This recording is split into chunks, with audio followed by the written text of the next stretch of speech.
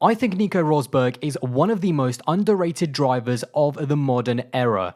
Definitely during his time in Formula 1, I don't think people realized just how good of a driver he really was, and it took maybe actually a year or two after he retired away from the sport for people to start giving him a lot more recognition and a lot more respect as a really great driver. But even to this day, he is not just a driver, but also a man that really does divide opinion. And yeah, that's what I'm going to be talking about in today's video, certainly from the point of Formula 1, why I think he is one of the most underrated drivers, certainly in the modern era, if not of all time. Hey guys, what's going on? My name is Aldas, and as I said, in today's video, we're going to be discussing why I think Nico Rosberg is a massively and almost criminally underrated driver, especially in the modern era. Now guys, don't forget, if you do enjoy my content, then don't forget to drop a like, smash that subscribe button, and check out my social medias. Instagram and Twitter will be above. But guys, let's get into this one. Now, when talking about Nico Rosberg, I think it's really easy just to look at the last 3 years of his career during the hybrid era when he was going up against Lewis Hamilton for race wins and championships. But when I think of Nico, and the reason why I think he is so underrated as a driver, I think you have to look and kind of give him respect for his entire career. And when I think of him, I kind of split his career into 3 parts. Number 1 was the Williams days between 2006 and 2009, and then kind of the midpoint of his career when he was just snapped up by Mercedes between 2010 and 2013, and then the final part of his career, the one that everyone always talks about, the one that probably people judge him on the most, which is between 2014 and 2016 during the hybrid era. Now, I thought this is really important to mention because the reason why I say Nico Rosberg is such an underrated driver is because when I think about Nico, I look at his entire career, his entire body of work, of what he's done in Formula 1, and I do seriously think that he has been such a great driver, and sometimes perhaps has kind of slide under the radar a little bit unnoticed. So before we do talk about him at Mercedes and all the success that he had there, I think it's very important to first of all talk about his Williams days and also his debut as well. So he came into Formula 1 in 2006 with Williams and teamed up with Mark Webber. Now, he did actually lose out to Mark Webber that season as a rookie, but it was only by 3 points. And to be honest, by all accounts and from everything that I've watched, it was actually a really good season, especially when you think about where the car was for Williams. They were really kind of inconsistent during that period towards the late 2000s because sometimes they would have a good season, sometimes they would have a bad season, and in general, Nico Rosberg as a driver was always actually quite a good qualifier, but more importantly, he was a very consistent driver, but sadly in inconsistent cars.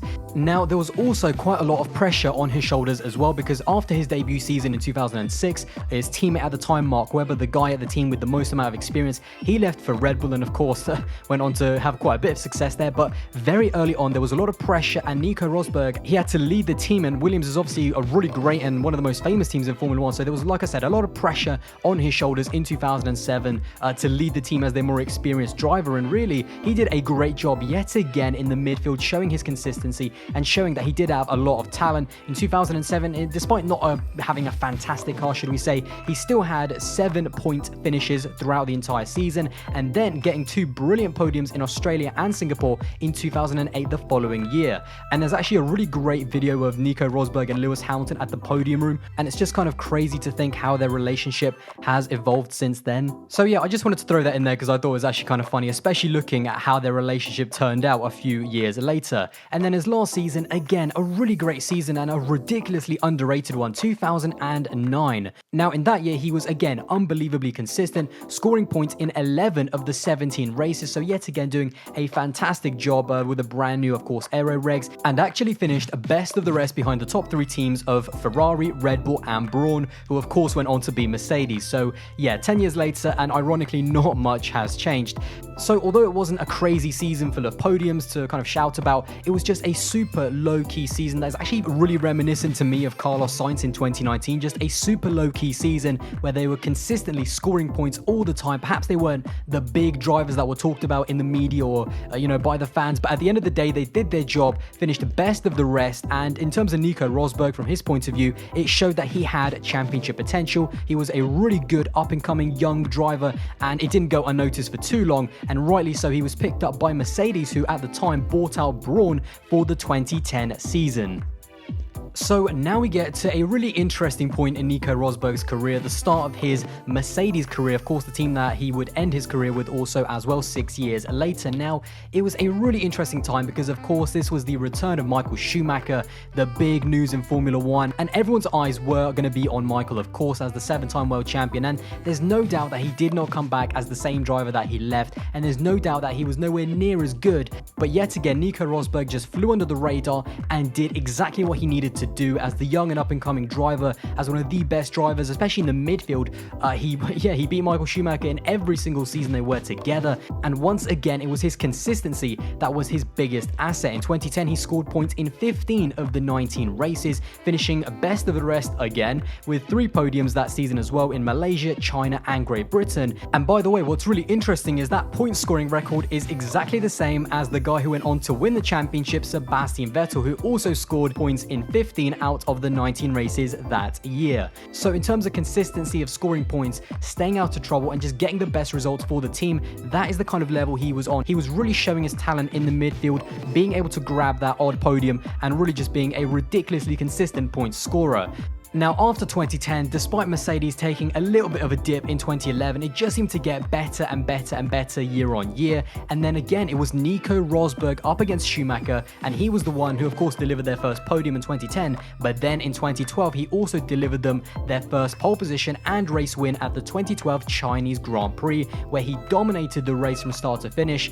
And I think that was the year where he really rose to the spotlight and started kind of making people aware that he could be a potential world champion of the future. Now, of course, in 2013, he then came up against for the first time Lewis Hamilton, and although Lewis in his first season did beat Nico Rosberg, Nico was the one who got more race wins, and actually he got a win around Monaco. He really was actually, and this is a massive kind of bonus to Nico Rosberg, he really was a bit of a Monaco expert actually, as he won around the Principality 3 times. But we got our first little indication of the rivalry that would of course become a very big and hot topic in Formula 1 in the hybrid era.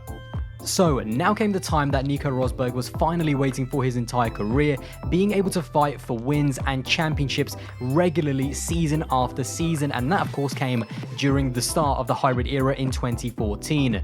Now, absolutely Nico Rosberg deserved to have a car capable of winning and fighting for world titles, because he proved, as I said, he had that massive talent. He proved time and time, year on year, just how much of a consistent and quick driver he was. So I definitely think he deserved to fight for a title, and he definitely did just that in 2014. Now, of course, we all know how it turned out, with Lewis being able to take away 2 of those championships and then Nico winning it in 2016, but he absolutely pushed Lewis Hamilton further than anyone has ever done before. And if you look at what Lewis has achieved since then, I think it just raises what Nico really did against Lewis those years. And I think it almost, especially when you compare it to where Bottas is compared to Lewis Hamilton now, I honestly think, and I've said this time and time again to a lot of people, that the greatest thing that's ever happened to Lewis Hamilton was losing to Nico Rosberg in 2016, because honestly Nico really did kind of pull one over Lewis Hamilton so much that Lewis came back a different driver in 2017, and honestly he hasn't looked back since. He honestly came back like a different driver, and he has been on that level in 2018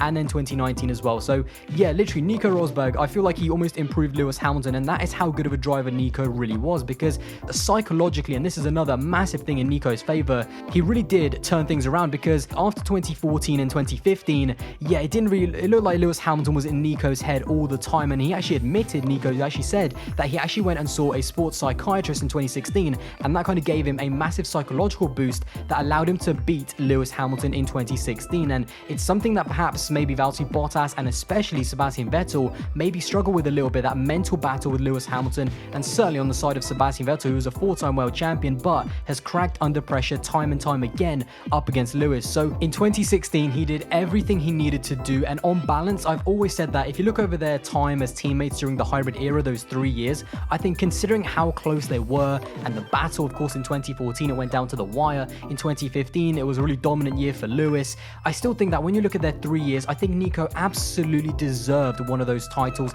and he absolutely deserved that 2016 title. And a lot of people, of course, kind of hold against him the fact that Lewis Hamilton had that retirement in Malaysia. However, and I've always said this, when you look at their reliability record during the 3 years in the hybrid era, and you look at either the DNFs that they had or major reliability issues during a race that they perhaps still finished with, but obviously had a massive effect on their race. In 2014, Nico Rosberg had 3 reliability issues, with Lewis Hamilton having 2. In 2015, Nico Rosberg had 2 reliability issues, with Lewis Hamilton having 1. And then in 2016, Nico Rosberg had a very clean season with no reliability issues, and Lewis Hamilton having that 1. And when you count it up, Nico Rosberg still, over those 3 years, had 1 more reliability issue than Lewis Hamilton. So that's why I've always said that the reliability argument for Lewis Hamilton and the whole, if he didn't retire in Malaysia, he would have won the title, that never kind of really, I don't really accept that, because at the end of the day, everything always averages out. And to me, they both had a fair share of reliability issues. And that is why, yet again, I think Nico Rosberg definitely deserved to be the 2016 world champion without any argument for Lewis Hamilton having reliability issues. So from a talent perspective, I think Nico Rosberg has still been one of the best drivers in the last 10 to 15 years. When you look at his entire career, you can't just look at Mercedes and go, he had the best car, so that's the only reason why he was winning, because he was killing it at every single team he was at with amazing consistency, amazing speed, and really great results, outperforming much kind of more experienced teammates. And you also have to respect the fact that Nico Rosberg went up against Lewis Hamilton, prime Lewis Hamilton, and beat him in one of the 3 years, which is actually a lot better than what can be said for some of the more kind of recent drivers like Sebastian Vettel, maybe even Max Verstappen, although we haven't seen him in a proper title battle. So again, I think Nico Rosberg is massively, if not underrated, underappreciated by so much of the Formula 1 fan base, definitely at the time when he was in Formula 1. Now, I also really do think that it took Nico Rosberg to retire in 2016, and what has happened since, and the success that Lewis Hamilton and the dominance that Lewis Hamilton has had in the years prior, for a lot of the fan base and a lot of the haters to realize just how good of a bloody driver Nico Rosberg was. And he was really good. And I think, of course, there were some things, and of course at the time a lot of the fans actually did not like Nico Rosberg. There were some on-track antics that I was not a fan of course. In Monaco in 2014, the alleged locking up and going straight on in quali, bringing out the yellow flags, which prevented Lewis from doing a quicker lap. Yeah, I thought that was a really kind of debatable incident, whether he meant it or not. I mean, it's still debated to this day, but yeah, I think you guys can kind of tell what my view is on that. Coming into contact with Lewis Hamilton in Spa 2014 during their wheel-to-wheel battle, and then yes, even when both of them went, of course, wheel-to-wheel and crashed in Spain 2016. Now, that was a complete 50-50 incident, but yeah, there was a lot of animosity from a lot of the fans towards Nico, because Formula 1 at the time, it was almost like there was 3 options. You either hated Mercedes full stop, you either hated Lewis Hamilton, or hated Nico Rosberg. There was kind of like almost no in the middle at the time. So I think that had a massive impact on why people didn't think that Nico Rosberg was as good as he really was. But again, at the end of the day, once he retired, once we saw what Lewis Hamilton was able to do, and once we kind of could really see the entire situation and Nico Rosberg's career as a whole, I think you have to realize that Nico has been one of the best drivers in the modern era. Not just what he done with Mercedes, but what he done with Williams, what he has done throughout his entire career. And I think we've also realized that he is just such a funny guy. He is such a great character as well. We've seen, of course, his YouTube and all of the things surrounding that, and he has definitely mastered the art of clickbait, of course, and just he's such a really fun guy with the community and all the stuff he's done. So yeah, overall, I think he's a brilliant person, a brilliant driver, one of the most underrated in the modern era. And I think a lot more people have to respect Nico for not only what he achieved at Mercedes, but what he's done throughout his entire career and how he ranks up against some of the best drivers of this generation. And at the end of the day, he ended his career with some amazing stats, with taking 23 wins and 30 pole positions. So yeah, to me, he is undoubtedly one of the best drivers of this generation and one of the most underrated drivers in Formula 1 ever. Well guys, there you go. That is my video on Nico Rosberg and why I believe he is a massively underrated driver, especially in the modern era. Now let me know in the comments below, guys, do you disagree with me? Do you agree with me? I really am looking forward to seeing what you guys think in the comments below. Anyway, as I said, I hope you did enjoy it, and if you did, don't forget to drop a like, smash that subscribe button, and check out my social medias. Instagram and Twitter will be above, and I'll see you guys in the next one. Bye guys.